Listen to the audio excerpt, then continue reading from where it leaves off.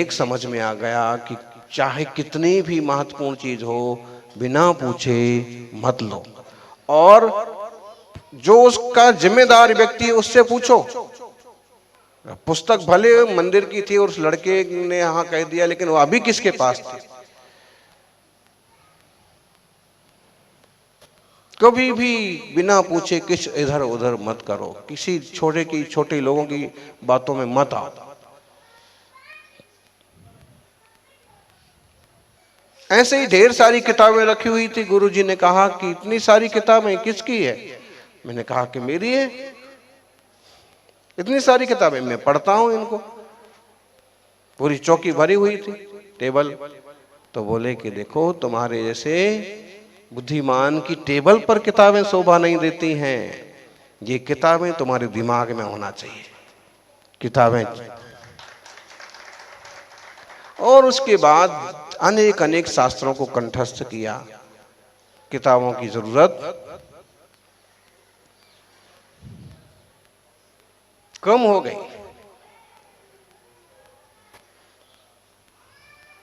मतलब ये किताबों का बोझा ढोते फिरते हो, और कई बार तो ये सोचते हैं कि कल ये पढ़ेंगे, परसों ये पढ़ेंगे, चतुर्मास में पढ़ेंगे, गर्मी के दिनों में पढ़ेंगे, जब ज्यादा समय मिलेगा तो इसको पढ़ेंगे।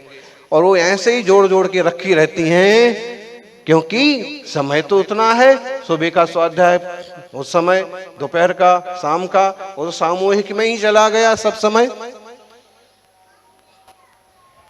तो ज्यादातर वो लालच ही होता है कि ये सब रखो।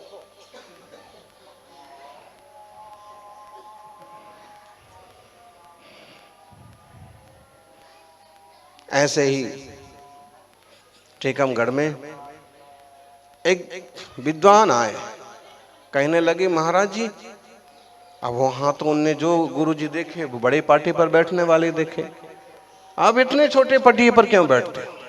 ये पलाई पर इस टाइप से ही बैठते थे। आप इतने पतले पाटे पर, इतने छोटे पटिए पर क्यों बैठते? आप तो इतने बड़े आचार्य हैं, तपस्वी सम्राट के रूप में प्रसिद्ध हैं, बड़े बड़े शहरों में आपके भक्त लोग हैं, आप ऊंचे बैठा करो, आप ऊंचे क्यों नहीं बैठते हो? गुरुजी चुप रह गए। फिर भी आप बताइए, हम आपके लिए आसन लगवा देंगे। गुरुजी ने कहा देखो, नीचे बैठने वाला कभी गिरता नहीं।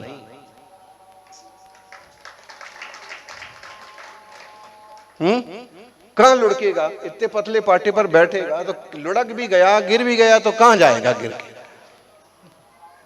तो नीचे बैठने वाला, एक कुर्सी पर बैठे लोग हैं, अगर जरा चुके तो लुढ़क भी सकते हैं। एक आध पहिया किसी ने खींच दिया, अथवा आप जब बैठ रहे थे और पीछे से किसी ने धीरे से और पीछे खिसका लिया, होता है ना कभी मनोरंजन में, तो गिर भी सकता है। लेकिन जो पहले ही से नीचे बैठा है वो, इसका मतलब है कि जरूरी नहीं है कि हमेशा ऊपर बैठे रहो। चूंकि सिंहासन पर बैठते थे कभी कभी, लेकिन अगर नीचे बैठने का मौका मिले तो भी सहजता रखो, शांति रखो।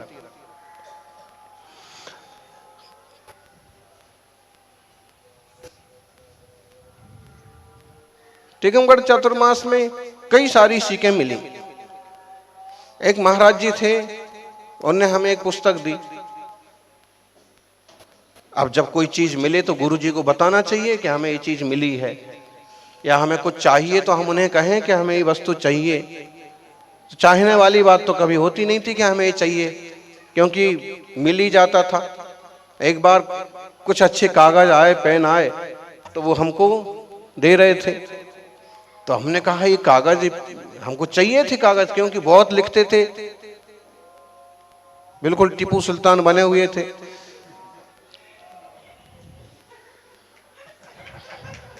तो अच्छे से कागज वगैरह हमने मांगे होंगे, तो हमने कहा ये कागज तो बहुत अच्छे हैं एकदम।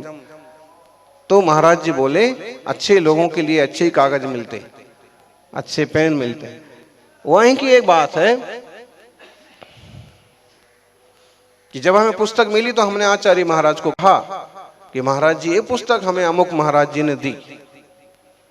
अब गुरु जी के साथ जैसी घटनाएं बन जाती थी, उस हिसाब से उनने सोचा कि जैसे कोई साधु और मांग लेते हैं तो इसने भी मांगी होगी, तो क्या बोले हमसे, एकदम नए थे, परिचय थोड़ा थोड़ा हुआ था,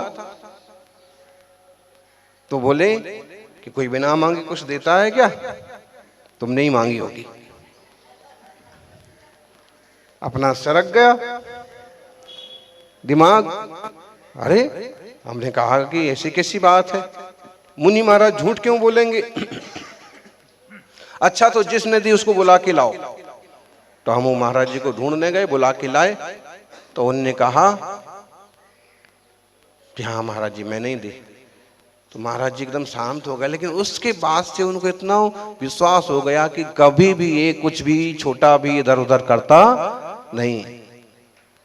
विश्वास बनाने में बहुत टाइम लगता है, कम होने में ये एक छोटी सी घटना भी कारण बन सकती है कि आप झूठ बोलते हैं, आप छुपाते हैं। उसके बाद से फिर उसी कुछ दिनों बाद की बात है, आचार्य महाराज के एक आहार एक उपास चलता था। फिर दूसरे महीने में चतुर्मास में 2 उपास 1 आहार, तीसरे महीने में 3 उपास 1 आहार चलता था, और चौथे महीने में 4 उपास होते थे। तो ऐसे एक दिन की बात है कि अब 4 उपास चल रहे थे, तो गुरुजी अब मंच पर नहीं जाते थे, और उन दिनों थोड़ी तबीयत, 4 उपास में तबीयत तो बिगड़ ही जाएगी है, अपने तो एक उपास मुश्किल हो जाता है। और तो 4 उपास, ये उनके पारने का दिन था, और प्रवचन हो रहे थे मंच पर, शायद हमारा भी प्रवचन होगा, हम लोग कुछ साधु थे मंच पर।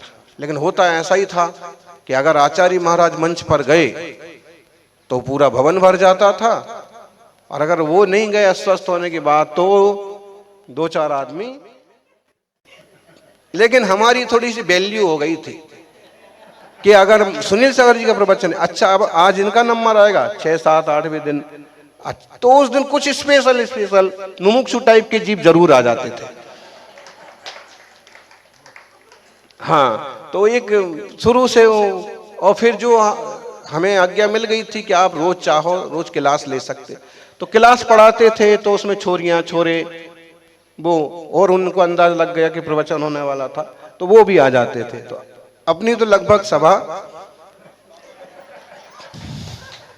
हो जाती थी बोलने लायक। लेकिन तो उस दिन क्या हुआ कि एक पंडित जी थे, अच्छे पंडित जी थे, गुरु भक्ति भी थे, लेकिन पता नहीं बोलते ही गए, बोल तो अच्छा ही रहे थे, लेकिन टाइम ज्यादा हो गया, तो फिर मैंने रोक दिया। मैंने कहा टाइम हो गया।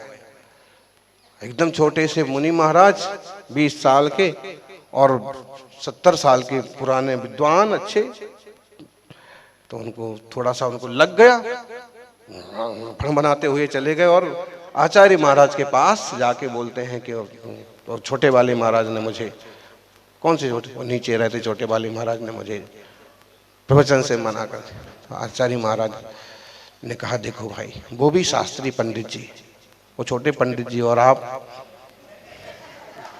और उसमें भी वो मुनि महाराज, तो अब मैं उनको कुछ कहूँ, इससे अच्छा एक बार आप जाके उनको अपने हिसाब से आप बात उनसे ही कर लो।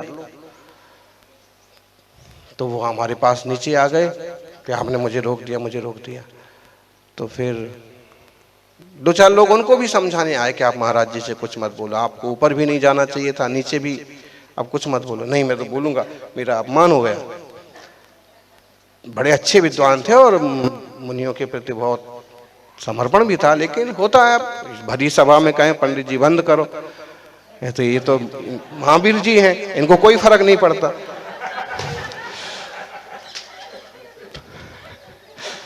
तो फिर हमसे बोले, तो हमने एक ही बात कही कि पंडित जी बात जो भी है, लेकिन आप शायद भूल गए हैं, आज आचार्य श्री का पारणा है और घड़ी में 10:30 बज गए, अगर अपन बोलते रहेंगे तो पारणा कब होगा। तुरंत उनको ख्याल में आया, फिर बोले क्या, हाँ मेरी गलती। लेकिन फिर इस तरह से विद्वान गुरु का अपनापन मिलता है, बढ़ता है। समय की समझ होना, चीजों को संभाल लेने का। आचार्य श्री को अंदाज लग गया होगा कि उसने मना किया है तो ऐसे ही कोई कारण होगा, इसलिए ना हमको डांटने के लिए बुलाया और ना उनको कुछ कहा, तुम ही निपट लो।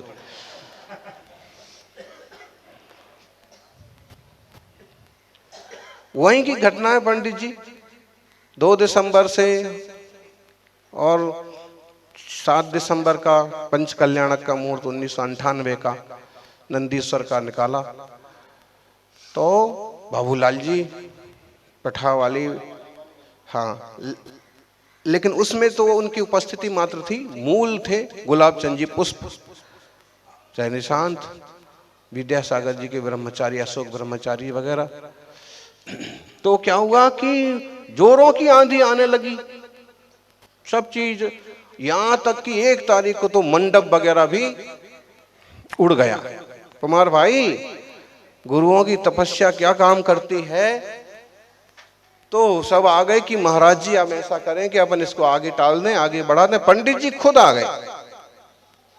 तो आचार्य महाराज की दृढ़ता से उन्होंने कहा कि तारीख तो यही रहेगी। महाराज जी मंडप सब उड़ गया। कल 1 तारीख है और आज 2 चालू होना है महाराज। और 2 तारीख को तो अखबार में ही बड़ा कि 2 तारीख को तो जोरदार बारिश है। तो आचार्य श्री बोले कि आप जो है कार्यक्रम तो इसी तिथि में होना है, जो भी होगा। 2 तारीख को अगर सबसे ज्यादा खतरनाक मौसम है, 2 तारीख की जिम्मेदारी मेरी, बाकी आप तैयारी कर। वापस जैसे आप जब 2 तारीख को पहुंचे तो मंडप तो खड़े हुए ही थे, कुछ इधर से बंबू लगा दिए, कुछ इधर से लगा दिए, लेकिन फिर भी 2 तारीख को 1 बूंद भी पानी नहीं गिरा, कोई आंधी नहीं आई। और बाद में फिर पूरा पंच कल्याण हो गया। जब श्री जी की यात्रा हो रही थी और जब विराजमान करने के लिए निकल गया हाथी, रथ में निकाला, नगर में निकाला था पूरा हाथी का रथ, उसमें हम लोग भी थे। तो जब मूल जगह पर प्रतिमा पहुंच गई और जहां हम गुरु महाराज को, हम लोगों को रुकना था नया मंदिर में, नया वो भी पुराना ही है लेकिन उसको नया मंदिर बोलते थे। जैसे उसमें घुसे 2000 बारिश, जोरदार रात भर बारिश होती रही। अब मंडप वाले को भी उखाड़ने की टेंशन नहीं रही, आप सब। लेकिन 2 चीजें, एक तो ये कि जो वचन है उस पर कार्यक्रम हो जावे, दूसरा ये कि गुरु की शक्ति इतनी होना चाहिए कि निर्विघ्न रूप से पार पड़ जाए। तो ये भी सीखने जैसी चीजें होती हैं। ऐसे महान तपस्वी जो अपने जीवन से बोलते थे, जीव से नहीं जीवन से भी बोलते थे, उनकी ऐसे तो एक ही चतुर्मास के सुनाए हमने प्रसंग, ऐसे 10 चतुर्मास उनके चरणों में करने का मौका मिला।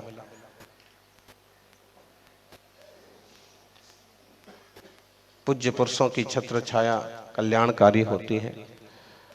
सबके प्रति दया भाव, सबके प्रति अपनापन, किसी को पराया समझते ही नहीं थे,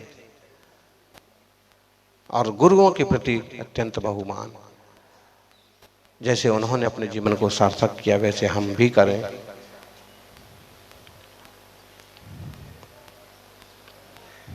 बस इतना ही। ऐसे तो गुरु अनंत, गुरु कथा अनंता बोलते जाएंगे।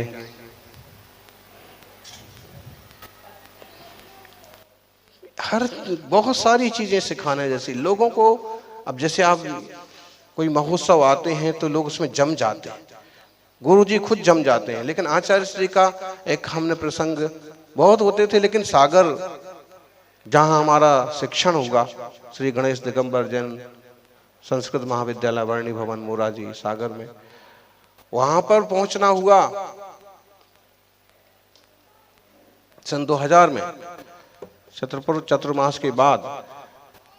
तो जन्म जयंती का कार्यक्रम था, मंच पर बैठे थे लोग, बैठे थे, कार्यक्रम चल रहा था, तभी किसी ने कहा कि अमुक महाराज जी की तबीयत खराब हो गई।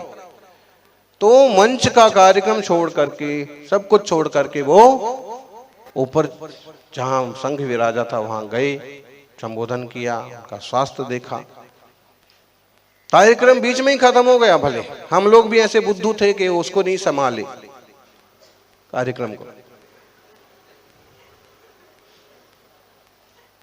अरे कोई एक अच्छे से जमा रहता तो कार्यक्रम लोग जो आए थे उनको लाभ मिल जाता। लेकिन गुरु अपनी जगह ठीक है कि पहले संघ, पहले शिष्य, पहले रत्नत्रयधारी। ये चीज कि पहले आपका मूल कार्य क्या है, मूल उद्देश्य क्या है, आपका कर्तव्य क्या है, उस पर ध्यान दो।